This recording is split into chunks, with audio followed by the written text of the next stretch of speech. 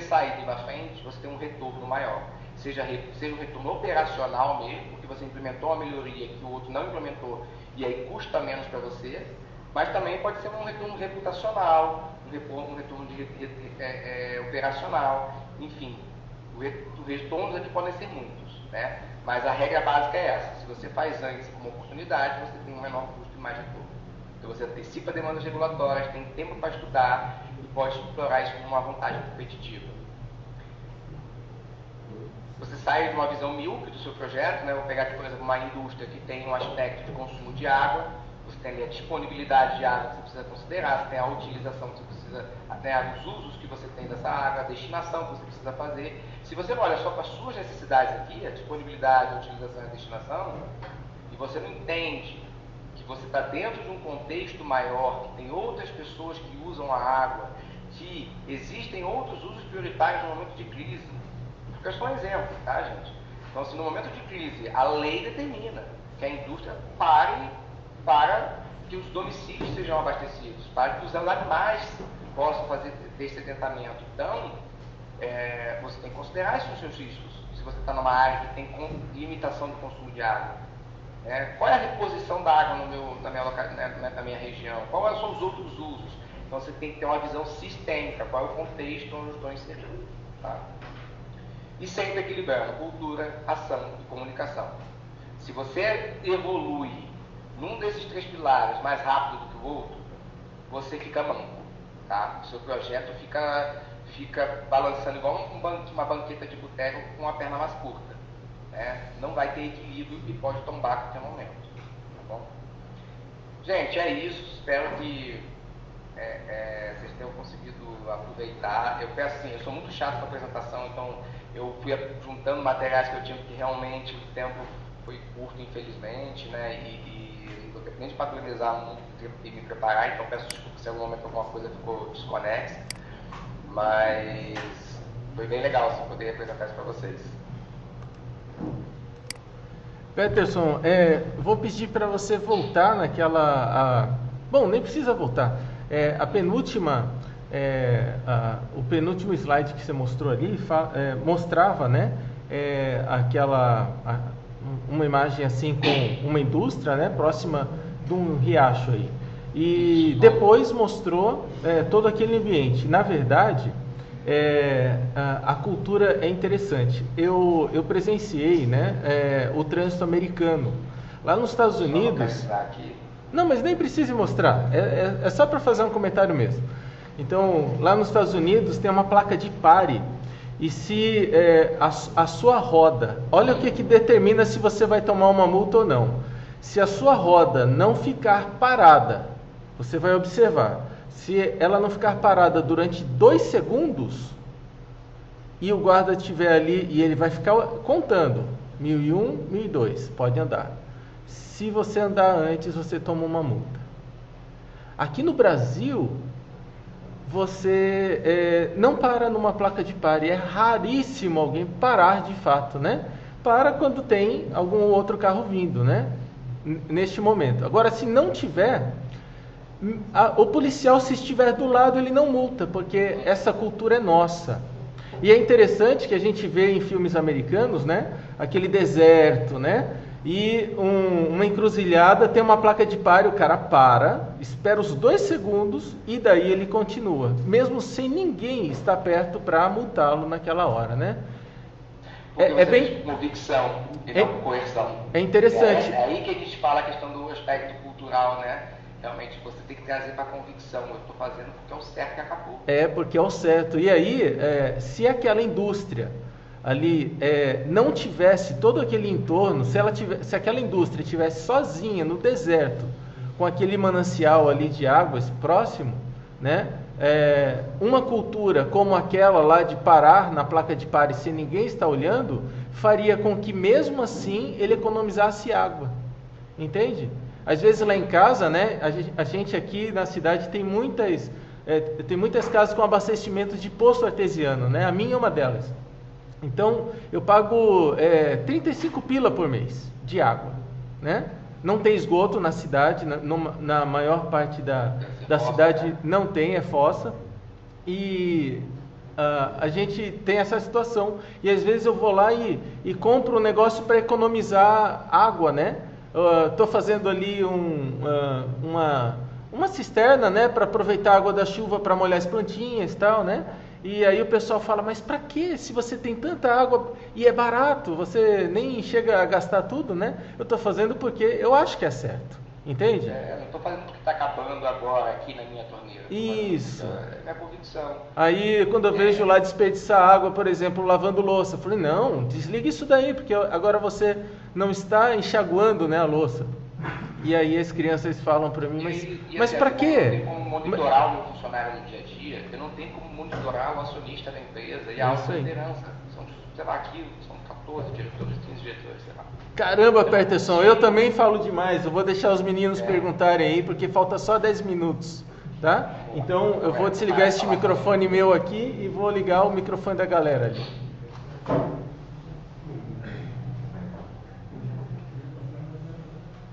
Acredita que eu desliguei? Apertei o botão errado.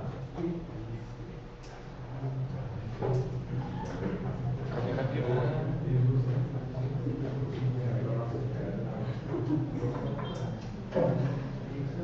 Vamos voltar. Eu não estou escutando.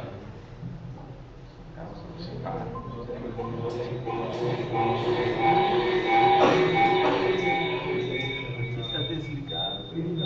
Calma aí, pessoal. Só um pouquinho. Só um pouquinho.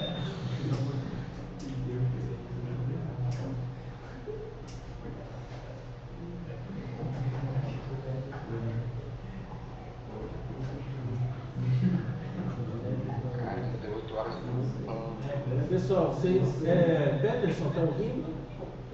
Estou ouvindo bem baixinho. Quem quiser fazer pergunta, vamos testar, ver se funciona. Alguém tem alguma questão? Pode perguntar. Tenta falar alto daí. Como que ele faz para gerir pessoas por enquanto aquelas barreiras que ele passou para nós? Eu não estou conseguindo. Vamos lá.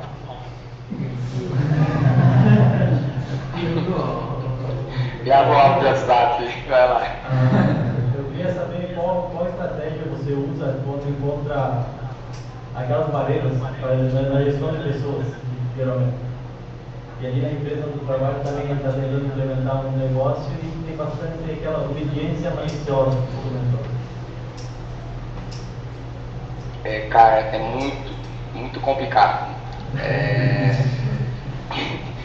Gente, é sério, assim, a gente precisa levar muito a sério essa questão de como a gente envolve as pessoas no projeto, né? Do momento certo, de convidar as pessoas para participar, assistir, ou só tocando, é muito provável que a gente vai encontrar esse tipo de barreira, né? Como eu disse, a gente, se você quiser implementar uma coleta seletiva, que seja, vamos lá, agora eu cheguei e botei nas salas aí as lixeiras de cada cor tal, e eu não mobilizei as pessoas, não expliquei para elas qual a importância disso, não expliquei como fazer. Vai dar alguns meses, a universidade falou assim, calma aí, aqui que eu vou ficar gastando um monte de sacola de cor diferente aqui, gastando mais recursos de pessoas para fazer uma coleta seletiva, se as pessoas estão jogando tudo misturado. Você perde o esforço que você fez.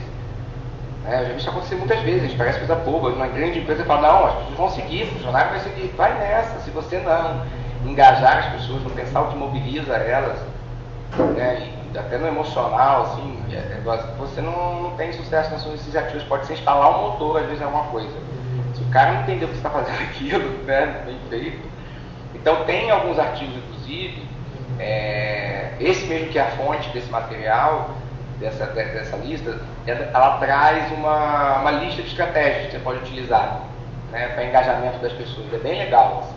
Eu não vou lembrar aqui de cabeça agora as estratégias, eu acho que eu uso algumas aqui naturalmente e automaticamente no dia a dia, também que está aprendendo, mas foi bem legal ver lá no artigo assim, essas estratégias listadas, né? Acho que pode ser legal para trazer ideias de como que às vezes eu reverto já em interesse da pessoa, uma pessoa que já está contra o projeto, ela passar a ser a favor, mas o ideal é que você já acerte na abordagem, né? Quando você vai no primeiro momento engajar a pessoa, você já evitar, porque é igual fake news, aquela que bate primeiro é a verdade que fica, né? Então você tem que tomar cuidado para não criar resistência, porque depois para tirar a resistência é mais difícil, né? Então já desde o primeiro momento a pessoa entender muito bem por que ela está fazendo aquilo, né? Não ser só uma ordem, faz porque é o que a empresa quer, porque senão ela sabota, cara. Você não faz a capacidade impressionante que as pessoas, o pessoal fala, peão faz o que quer, cara. É do jeito do pessoal falar, né?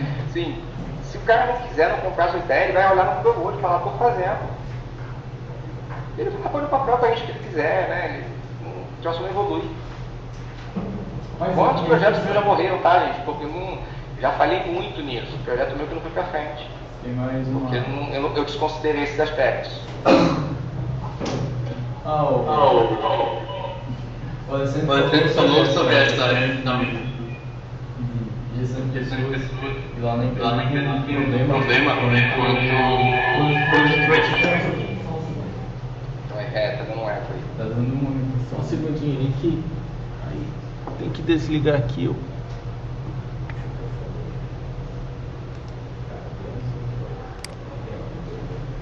Faz a pergunta, depois eu ligo o Sony.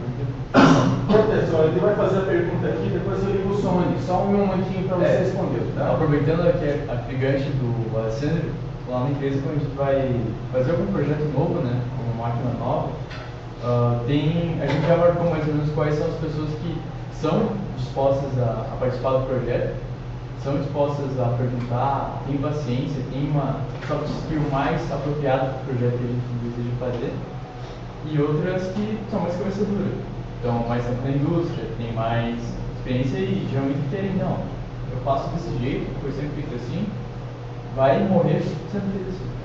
E daí uma pergunta, né, que a gente acaba boicotando. Você tem força de trabalho, você está lá, você tem esses funcionários na folha de pagamento, mas você não, mas só para resumir, tem 3 minutos. Qual é a pergunta?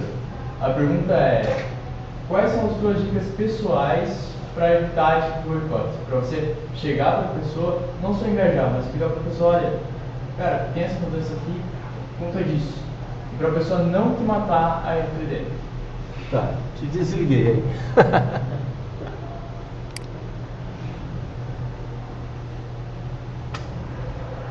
Olha, aí eu vou falar um pouco base na minha experiência mesmo, tá? Eu acho que eles fizeram uma boa coisa, mapear quem tem interesse, né? Eu estou conduzindo aqui agora 7 grupos de trabalho para definir as metas de 2030 da Bauru para a sustentabilidade. E no trabalho a gente fez esse mapeamento, e a gente foi além das pessoas que funcionalmente são responsáveis por aqueles assuntos. Nós mapeamos pessoas que são engajadas naqueles assuntos, pessoas que gostam de falar do assunto, gostam de estudar ou querem participar por interesse próprio. Pô, vem pra cá. Você é uma pessoa que é naturalmente engajada nesse assunto. Então, você trazer pessoas também aliadas nesse sentido, eles nem sempre o cara é funcionalmente ligado àquela iniciativa. A gente não pode ignorar que tem gente que não está engajada, mas que está envolvida. Então, essas pessoas precisam estar, seja ela uma pessoa que vai facilmente embarcar ou não, é uma pessoa que tem que ser considerada já previamente, você tem que entender como vai se dar essa relação. E o grande problema é quando você tem um sabotador que tem poder. Às vezes você tem 90 pessoas envolvidas no projeto, 90 pessoas engajadas, mas você tem um sabotador. E esse um sabotador está numa posição crítica para o projeto, numa posição de tomada de decisão, uma pessoa de liderança e tal. Aí é coisa complicada. Você vai tentando uma estratégia, tentar outros aqui. E aí realmente é você usar técnicas para mostrar para a pessoa que aquilo vai acontecer, ela querendo ou não. Às vezes, gente, infelizmente, o que eu aprendi um pouco, às vezes é a coerção mesmo. Mas uma coerção saudável, assim, olha, a mudança vai acontecer.